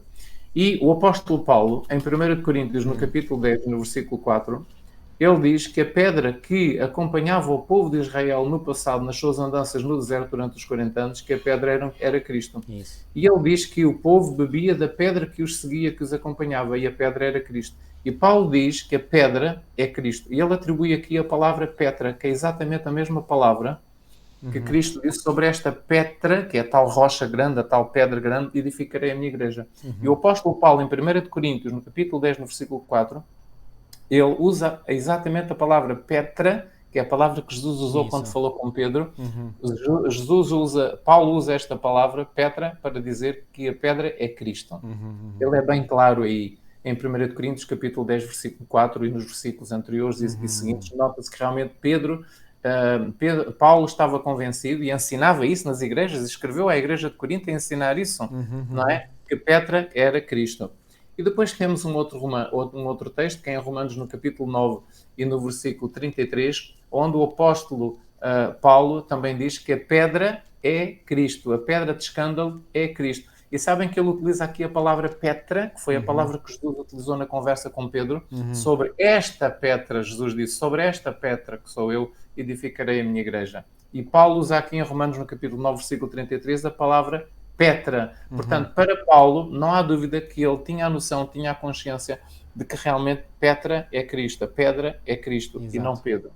Existe ainda um outro texto, na primeira carta de Pedro, capítulo 2, versículo 8, agora já não é aqui o apóstolo Paulo, agora já é Pedro, o próprio Pedro. Isso, o próprio Pedro. O próprio Pedro, que supostamente foi o primeiro Papa e que entendia aquilo é que era a pedra, não é? Não, Pedro não entendia que ele era a pedra. Pedro entendia que Cristo é que era a pedra. Onde é que nós vemos isso? Na primeira carta, Pedro, capítulo 2, versículo 8. E neste versículo 8 ele diz que a pedra, a rocha de escândalo é Cristo. E sabem que quando está a palavra que é usada para rocha de escândalo é Petra. É exatamente a mesma palavra que Jesus atribuiu a si próprio como sendo a Petra sobre a qual edificaria a sua igreja. E ele diz que a pedra de escândalo é Cristo. Ele diz aqui. E usa a palavra Petra, rocha de escândalo, Petra. Portanto, vemos assim que o entendimento dos apóstolos, enquanto eles estiveram vivos, é que a Petra era Cristo. E até mesmo passado 400 anos, o Agostinho disse, como nós acabámos de ver, que a pedra é Cristo e não é Pedro. Passados 400 anos, ainda os teólogos da igreja entendiam e sabiam que a pedra é Cristo. Agora, um outro pormenor também muito interessante. Então, mas Cristo não deu as chaves do reino dos céus para decidir quem é que entra no céu e quem é que não entra a Pedro, o primeiro Papa, e depois Pedro não entregou essas chaves aos seus sucessores, etc. Não foi a Pedro que Cristo deu as chaves? Não, não foi. Não foi só a ele, foi a todos. Então, onde é que isso está escrito? Na Bíblia. Mateus capítulo 18. Nós conhecemos esse texto por Mateus capítulo 16, não é? Em Mateus capítulo 16, portanto, está escrito no versículo 19: dar-te-ei as chaves do reino dos céus, e o que ligares na terra terá sido ligado nos céus, e o que desligares na terra terá sido desligado nos céus. Dar-te-ei as chaves. Jesus diz isto a quem? Aqui, no versículo 19 do capítulo 16 de Mateus, a Pedro. Mas agora Cristo vai repetir as mesmas palavras, não só a Pedro, mas a todos os discípulos. Então, isto quer dizer que estas chaves foram dadas não só a Pedro, como aos outros apóstolos, a todos eles. Ora, não foi só a Pedro. E a igreja levou uma pinta Pedro com as chaves pintadas lá nas vestes, etc. As chaves, não é? As chaves de Pedro lá. Então, as chaves foram dadas a todos, não foi só a Pedro. Onde é que isto está escrito? Mateus capítulo 18. Se abrirem a Bíblia em Mateus no capítulo 18, nas vossas Bíblias católicas, vão encontrar que no versículo 18 do capítulo 18 de Mateus, Jesus diz assim, no versículo 1, nós percebemos que Jesus está a falar com todos os apóstolos, porque o versículo 1 diz, naquela hora aproximaram-se de Jesus os discípulos, perguntando quem é porventura o maior no reino dos céus. E Jesus então começa a dialogar, a discursar, começa a explicar as coisas a eles. E chegamos ao versículo 9, ao versículo 18, nesta conversa que Jesus está a ter com os discípulos mencionados no versículo 1, neste versículo 18, o que é que Jesus diz? Em verdade, vos digo. Vos, segunda pessoa do plural. Exatamente. Ele não diz, em verdade te digo, a ti, Pedro. Não, ele não diz isso. Ele diz, em verdade vos digo. Quem é o vos? O vos é os discípulos todos que estavam reunidos e que nós vemos isso no versículo 1 do capítulo 18. Correto. Jesus está a expressar, está a ensinar. E chega a uma certa altura em que Jesus diz, em verdade vos digo que tudo o que ligardes na Segunda terra pessoa do terá sido plural. ligado no céu. E tudo o que desligardes na terra terá sido desligado no céu. Ele não diz tudo o que ligares, tudo o que desligares, tu, Pedro, não. Ele diz a todos os Tudo o que apóstolos, ligardes. ligardes, tudo o que desligardes na terra terá sido desligado. Então Segunda pessoa do plural. a quem é que Jesus deu as chaves? Foi só a Pedro? Não. Jesus deu as chaves a quem? À A todos igreja. eles. À igreja. Jesus deu a chave a todos eles. Não é só Pedro que tem as chaves. Portanto, e a Igreja Católica não tem a coragem de vir a público e dizer isto. Pois. Para manter esta mentira de que Esta Pedro mentira foi de séculos. Papa, de séculos, não é? A Igreja esconde isto dos crentes católicos. Mas, ao abrirem a Bíblia, vão realmente verificar isto. E depois lemos também, por exemplo, em Lucas, no capítulo Sabem, 24. deixem-me só usar Sim, aqui sim. esta imagem. A Bíblia é verdadeiramente um detetor de mentiras. Pois é. E detecta todas estas mentiras que têm sido acumuladas ao longo de séculos pela tradição da Igreja Católica Romana, que mais uma vez, eu digo isto com muita tristeza e com pesar, mas é um facto, é um amontoado de mentiras que têm vindo a ser acumuladas ao longo dos séculos. E muitas vezes, para se encobrir melhor uma mentira, inventa-se outra, como aliás fazem todos aqueles que praticam a mentira. Muitas vezes, quando veem que a sua mentira já está a ser descoberta, então inventam outra mentira para encobrir a primeira mentira e assim sucessivamente, e depois aquilo é uma sucessão, digamos, de mentiras umas atrás das outras, não é? É uma reação em cadeia de mentiras, mas à luz da palavra de Deus, aqui é o grande detetor de mentiras, não é? Esta é que é a tradição apostólica. Esta é que é a tradição apostólica, aquela que está registada nas páginas do Novo Testamento. Este é o ensino bíblico. Agora reparem, em vez de Jesus apontar um para ser o cabeça dos 12, não é? O que é que Jesus diz, por exemplo, em Mateus, no capítulo 23 e no versículo 8? Diz: vós, porém, não querais ser chamados Rabi, porque um só é o vosso mestre, a saber o Cristo. E todos vós sois irmãos. Todos vós. A quem é que Jesus fala isto? Aos discípulos, aos apóstolos. Aos discípulos, aos apóstolos. Não é? Então, se ele está a dizer isto... Todos nós somos irmãos, porque estamos dependentes do mesmo Pai. Cristo é que é o Pai. Cristo é que é a cabeça da Igreja. Nós somos todos membros uns dos outros. Nós somos todos irmãos. Portanto, não há prevalência, digamos, de ninguém. Claro, uns podem ser chamados a exercer determinadas funções, mas essas funções não lhe dão nenhum valor ou dignidade a mais em relação aos seus outros irmãos. Nenhum. Zero. Isso. E no versículo 9 do capítulo 23 de Mateus, Jesus diz: a ninguém na terra chameis o quê? Vosso Pai. Isso. E, no entanto, milhões de pessoas hoje no mundo inteiro chamam Pai aos padres, aos sacerdotes. Porque a palavra padre é pai em espanhol. E porque estava muito espalhada essa palavra, não é? Porque os espanhóis também conquistaram o mundo inteiro, tal como os portugueses na época colonizaram muita coisa. Então as pessoas habituaram-se a dizer padre, padre, padre, que é pai em espanhol. Ora, Jesus diz aqui no versículo 9: a ninguém na terra chameis vosso pai, porque um só é o vosso pai, que está nos céus. E aqui, entanto, atenção, o pai aqui é no sentido espiritual. Não no sentido físico, porque podemos chamar, obviamente, pai ao nosso pai físico, ao nosso progenitor, não é? E como é que sabemos isso? Porque o 5º mandamento diz: honra a teu pai e a tua mãe para que se prolonguem os teus dias na terra que o Senhor teu Deus te dá. Então, se o próprio mandamento fala lá em pai, não é incorreto chamar ao meu progenitor masculino pai. Ok? Agora, portanto, isto é óbvio, não é? Portanto, quando Jesus diz aqui em Mateus 23, 9: e a ninguém na terra chameis vosso pai, é pai no sentido espiritual, que é aquilo que é feito na Igreja Católica. Exatamente. Como é que nós sabemos que é no sentido espiritual? Porque se lemos o versículo antes, o versículo 8, Jesus está a dizer: não querais ser chamados Rabi, porque um só é o vosso mestre, a saber o Cristo. Todos vós sois irmãos. Portanto, é no sentido espiritual que Cristo está a falar. Exatamente. Aqui. Portanto, se chamar Rabi a um ser humano, ou mestre a um ser humano, ou chamar pai a um ser humano, portanto, que é aquilo que Cristo não queria que acontecesse e que veio a acontecer. Se isto é errado, chamar pai a um ser humano, muito mais ofensivo é chamar a um ser humano sua santidade. Quer dizer, isso é a blasfémia ao mais alto nível, não é? Portanto... Queridos amigos, abram os vossos olhos, por favor, vejam aquilo que está escrito na Bíblia, não permitam que uma tradição milenar, é verdade que é uma tradição milenar, É verdade, é uma tradição milenar, porque é uma tradição de 2 milénios. Enfim, não chega a 2 milénios, porque começou a fomentar, a cristalizar-se mais a partir, portanto, da primeira metade, do fim da primeira metade do primeiro milénio, ou seja, a partir dos anos 400, 300, 400, 500, portanto, da era cristã. Mas, apesar de ser uma tradição milenar, porque tem mais de 1000 anos, é uma tradição falsa. É uma tradição que tem muitas mentiras no seu seio.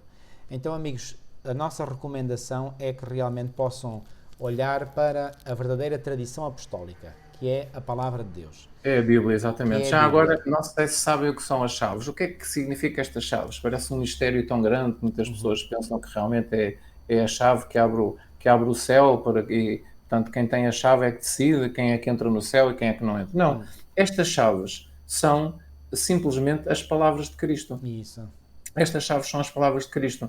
E todas as palavras, no fundo, da Bíblia, do Antigo Testamento e do Novo Testamento são de Cristo. Porque quem se manifestou no Antigo Testamento aos profetas, aos homens santos do passado, Era era Cristo. Cristo. E nós acabámos de mencionar até há pouco um versículo em que o apóstolo Paulo diz que a pedra que os seguia, a Petra que os seguia, era Cristo. No deserto, quem os tirou do Egito foi Cristo. Quem os guiou no deserto durante 40 anos foi Cristo. Quem se comunicou com os profetas foi Cristo. Quem se comunicou com Adão e Eva foi Cristo. Exatamente. Quem se comunicou com Noé foi Cristo. Então, Cristo é que assumiu da parte do Pai a função de mediador da raça humana para salvar a raça humana. Muito bem. Então, Cristo é que se comunicou. Então, em toda a Bíblia nós temos a chave, que são as palavras de Deus, são as palavras de Cristo. Porque são as palavras de Cristo é que, digamos, são as chaves que abrem o nosso entendimento, abrem, digamos, a possibilidade da salvação, não é? São as chaves de Cristo que nos alimentam e que preenchem o nosso coração, não é? A definição é esta. Estas chaves, portanto, que são as palavras de Cristo, têm poder para abrir e fechar os céus. Ora bem. O que é que isto quer dizer? Porquê é que as palavras de Cristo têm poder para abrir e fechar os céus?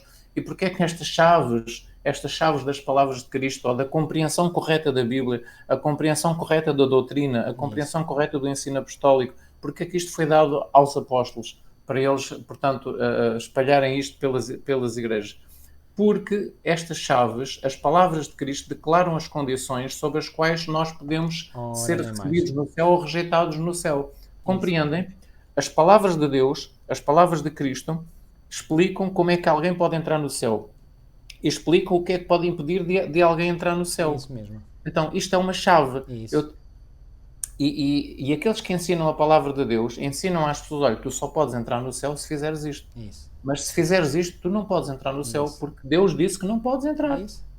Deus disse que só podes entrar no céu sob estas condições. Isto é o ensino bíblico. Isto é o ensino bíblico, é a verdade bíblica, é a palavra de Deus, é a palavra de Cristo. E são consideradas as chaves porque dizem às pessoas quais são as condições em que podem entrar e o que é que pode impedir de entrar. Não é porque alguém tenha uma chave que fecha a porta e diz, não, eu fechei a porta, aqui tu não entras, agora não entras no céu, porque eu é que decido. Não.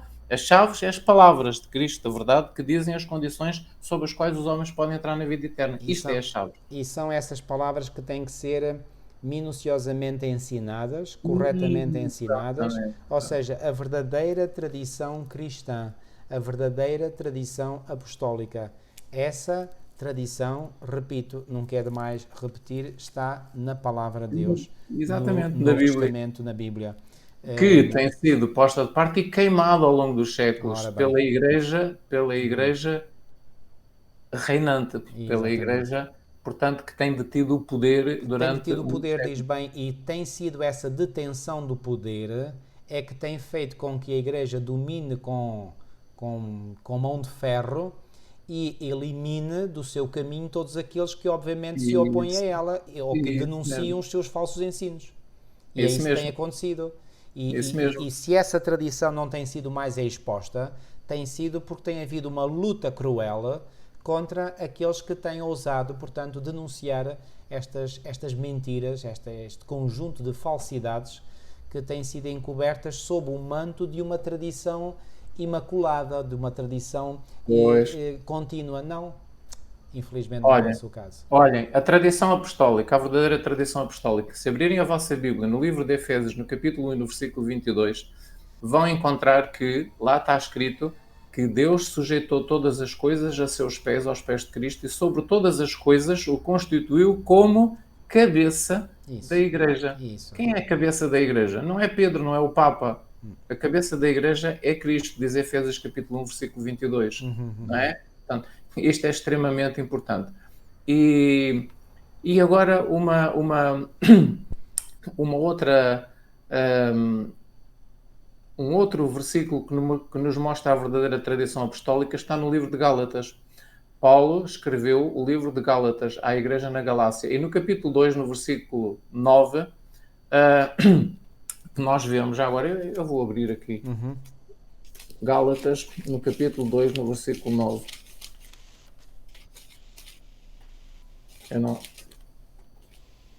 Gálatas, capítulo 2, versículo 9.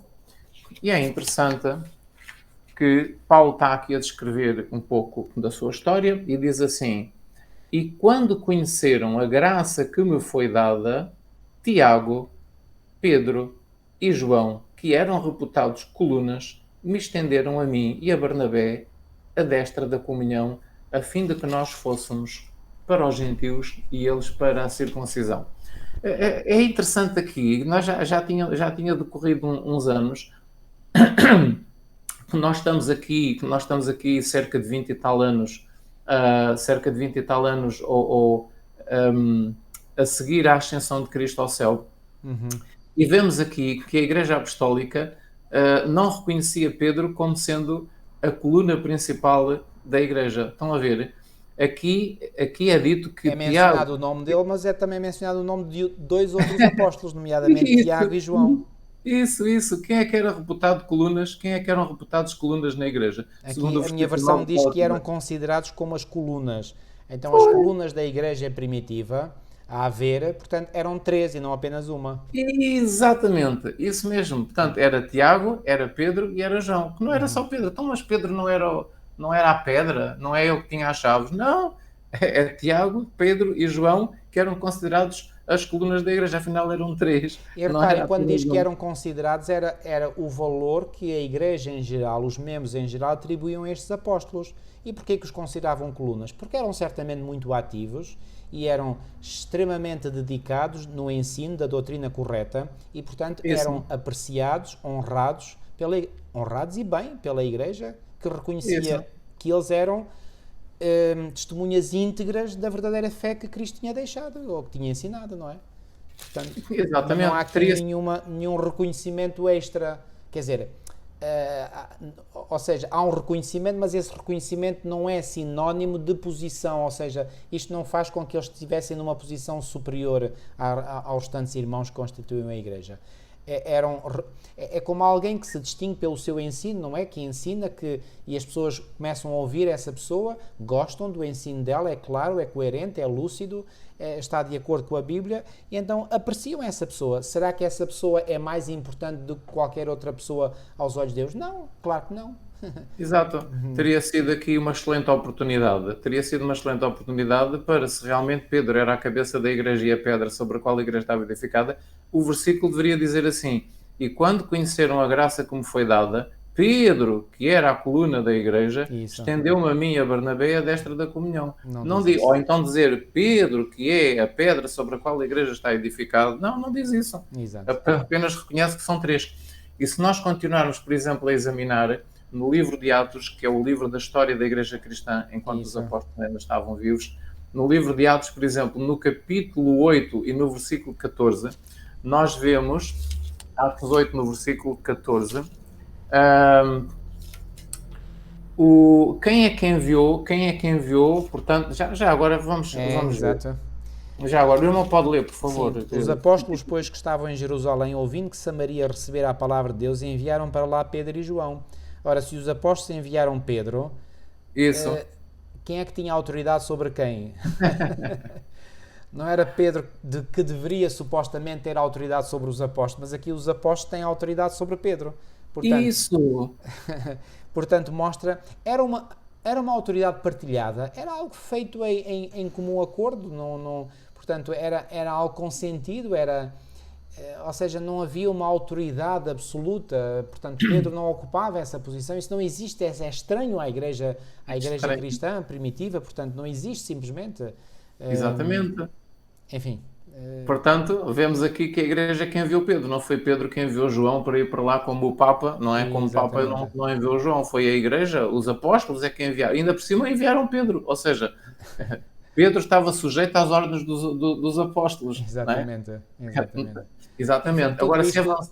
tudo isto deita por terra, portanto, todo este conceito erróneo de que Pedro É, foi o primeiro Papa e primeiro que depois Papa. tem havido uma sucessão ininterrupta e linear. Repare, por Isso. exemplo, quando houve o Concílio de Constança, começou em 1414, na cidade ao sul da Alemanha, Constança, um dos problemas que esse concílio tentou resolver era que na altura havia 3 papas. Então, como é que é? Pois, Então, mas afinal, e qual dos papas era o legítimo? Está a ver? Portanto, isto para dizer o quê? Existem tantas incoerências, existem pois. tantos problemas a nível histórico, portanto, que dizer ou afirmar ainda hoje, em pleno século XXI, que a Igreja Católica Romana tem sido a garante da sucessão apostólica, isto é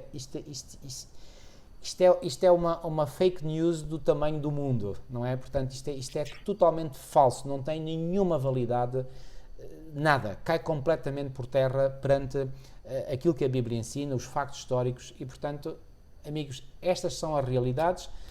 Se Já aceita ou agora, não aceita, isso agora é entre si e Deus. Nós estamos aqui para tentar manipular as mentes de ninguém, estamos aqui para apresentar factos bíblicos factos. e históricos. Cabe a si agora tomar a decisão de aceitar ou não a verdade. Exatamente. Vejam que realmente isto é o Novo Testamento, a verdadeira tradição apostólica está cheia disto. Olhem aqui em Atos, no capítulo 11, no versículo 22, diz assim: a notícia a respeito deles chegou aos ouvidos da igreja que estava em Jerusalém e enviaram Barnabé até Antioquia. Não foi o Papa Pedro que enviou Barnabé até Antioquia, foi a igreja que enviou. Não foi o Papa Pedro. Aqui não se nota que tivesse nenhuma autoridade. Exatamente. Por exemplo, em Atos, no capítulo 15, no versículo 13, também nós sabemos que houve um concílio em Jerusalém, que toda a Sim. igreja se reuniu para decidir a questão da circuncisão, etc. E neste concílio de Jerusalém não foi Pedro que presidiu nas deliberações tomadas depois do concílio. Quem presidiu nas deliberações foi Tiago. Tiago. E se lerem bem o versículo 13 do capítulo 15 de Atos, vão encontrar isso. Foi Tiago que, depois, no final, portanto, presidiu nas deliberações e não foi Pedro o Papa, porque ele não era Papa. Por exemplo, em Atos, no capítulo 15, no versículo 22 a 27, nós vamos encontrar que foram os apóstolos e foram os anciãos e não Pedro que decidiram enviar Judas e Silas a Antioquia. Não foi o Papa Pedro que decidiu enviar Judas e Silas para a cidade de Antioquia para pregar o Evangelho. Foram os apóstolos todos e foram os anciãos. Portanto, não se nota aqui nenhuma primazia de Pedro, não se nota nenhuma autoridade especial da parte de Pedro, não é? Por exemplo, em Atos, no capítulo 21, no versículo 18, 23 e 24, nós também vemos que foi Tiago e os anciãos que pediram a Paulo para se submeter ao rito da purificação no templo, não foi Pedro. E no Novo Testamento a Igreja nunca aparece como estrutura hierárquica dirigida por um Papa, nunca. Podemos ler o Novo Testamento todo, Pedro, a Igreja nunca aparece como uma estrutura hierárquica dirigida por um Papa como sendo o cabeça da Igreja. Portanto, esta é a verdadeira tradição apostólica. Exatamente. Exatamente, esta é a verdadeira tradição apostólica. E essa questão dos 3 papas que o irmão mencionou há pouco muito bem. Essa questão dos 3 papas surgiu no ano 1045, portanto no século XI da nossa era.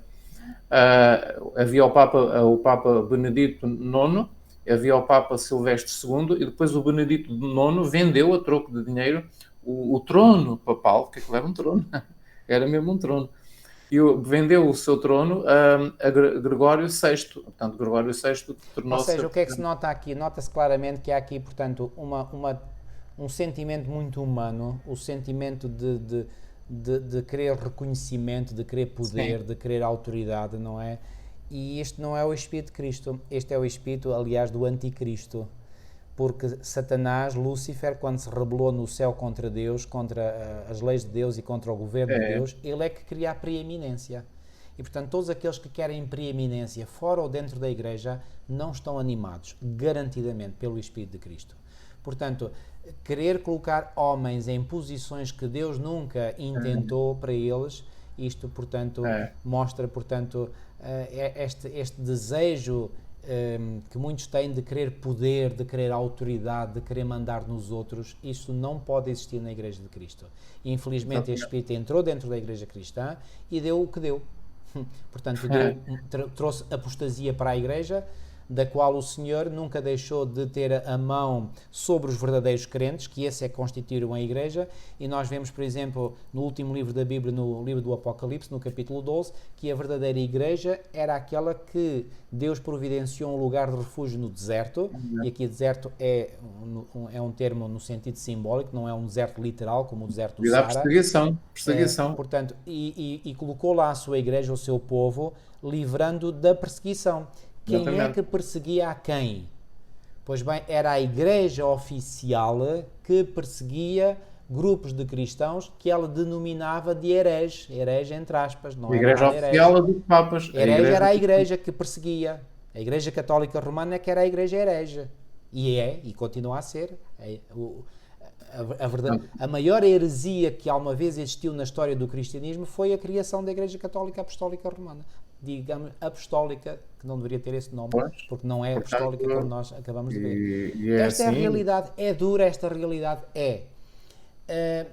sendo-se chocado por ouvir nós afirmarmos claramente estas coisas? Acredito que sim, e é normal, porque se é católico há décadas, há anos, claro que eu acredito que deve amar a sua Igreja, deve amar os seus irmãos e irmãs, o que é normal, o que é legítimo. Mas, amigos, nós temos uma responsabilidade maior, e essa responsabilidade é para com Deus. Deus, repito e volto a dizer, é o Deus da verdade, e nós temos a responsabilidade de comunicar a verdade a outros. Agora, o que cada um faz com a verdade já não é da nossa responsabilidade. E mesmo para terminar, eu gostaria de ler aquilo que está no livro de Ezequiel, no capítulo 33.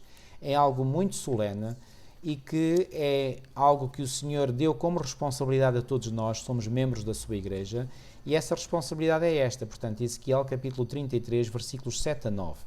A ti, pois, ó filho do homem. Claro que isto foi dirigido, em primeiro lugar, ao profeta Ezequiel, mas por extensão isto é válido para todos nós, porque nós somos o sacerdócio real, a nação santa, conforme o próprio Pedro escreveu em 1 Pedro 2,9. Vá lá ver, 1 Pedro 2,9, está lá escrito. A ti, pois, ó filho do homem, te constituí, estou a ler em Ezequiel 33, 7, por atalaia sobre a casa de Israel. Tu, pois, ouvirás a palavra da minha boca e lhe anunciarás da minha parte. Então, o que é que nós devemos fazer como membros do corpo de Cristo? Anunciar a outros a palavra de Deus. Não a palavra de homens, não a nossa palavra, mas a palavra de Deus. Se eu disser ao ímpio, ó ímpio, certamente morrerás, e tu não falares, para desviar o ímpio do seu caminho, morrerá esse ímpio na sua iniquidade, mas o seu sangue eu demandarei da tua mão. Mas quando tu tiveres falado para desviar o ímpio do seu caminho, para que se converta dele, e ele se não converter do seu caminho, ele morrerá na sua iniquidade, mas tu livraste a tua alma. Pois. Irmãos, de certo modo, aquilo que eu quero aqui dizer, em conclusão de todos estes episódios que nós aqui fizemos, foi o seguinte: aquilo que nós quisemos fazer foi, da parte de Deus, com base na sua palavra, que ela sim tem autoridade, não nós, comunicar-vos as verdades factuais sobre aquilo que tem sido, digamos, a história do cristianismo.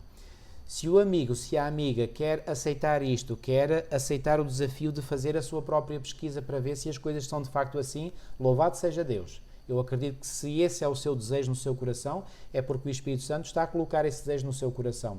Se pretende fechar os olhos à verdade, à realidade e seguir o seu próprio caminho, tem a liberdade de o fazer. Mas olhe que, nesse caso, nós ficamos livres da nossa responsabilidade. O apóstolo Paulo, quando finalmente se despediu dos anciãos da igreja de Éfeso, e está registado em Atos no capítulo 20, diz assim, Atos capítulo 20, versículos 26 e 27. Portanto, no dia de hoje vos protesto que estou limpo do sangue de todos, porque nunca deixei de vos anunciar todo o conselho de Deus. Nós aqui anunciamos as principais características deste sistema religioso que se apelida de Igreja Católica Romana, que pretende ser uma igreja cristã, que pretende ser a mãe das igrejas cristãs. Não é. Não é. É a mãe da apostasia, é a mãe daquilo que se infiltrou dentro da igreja cristã e que nunca se deveria ter infiltrado, mas que foi permitido por líderes corruptos, que ambicionavam mais a sede do poder do que outra coisa, do que o bem espiritual do povo de Deus. Pois bem, a palavra de Deus, repito, já dissemos isto vezes sem conta e voltamos a dizer, é a única tradição apostólica credível, não há outra. E na base dessa tradição apostólica credível foi o que nós apresentamos diante de vós. A decisão, repito, a decisão cabe a cada um de vós. Cabe a cada um de vós. Da nossa parte, podemos dizer, em plena e total consciência, o mesmo que o apóstolo Paulo disse: estou limpo do sangue de todos vós. A partir de agora, a decisão é vossa, a escolha é vossa. Se, entretanto, estes vídeos vos foram de ajuda, partilhem com outros que vocês possam sentir que poderão ajudar também, mas da nossa parte estamos limpos do vosso sangue. Estamos limpos do vosso sangue. A escolha é vossa, nós expusemos a verdade. Agora, a resposta, a decisão é vossa. O nosso desejo, muito sincero, e a nossa oração é que possais aceitar a verdade e possais assim vos converterdes de todo o vosso coração ao Senhor da verdade. Esse é o nosso desejo sincero e o nosso mais profundo desejo. Irmão, acho que podemos ficar por aqui. Não sei se também quer fazer um apelo final. Está correto, é isso mesmo. Portanto, a verdade foi dita e que possam ter a força da parte do Senhor, da parte de Jesus, possam ter a força para tomarem a decisão a favor da verdade e não a favor daquilo que não é a verdade, não é? Porque isso tem consequências eternas, não é? Exatamente. Que o Senhor vos ajude, que o Senhor abençoe a todos. Amém. Um abraço, até uma próxima oportunidade. Deus vos abençoe grandemente. Deus vos abençoe.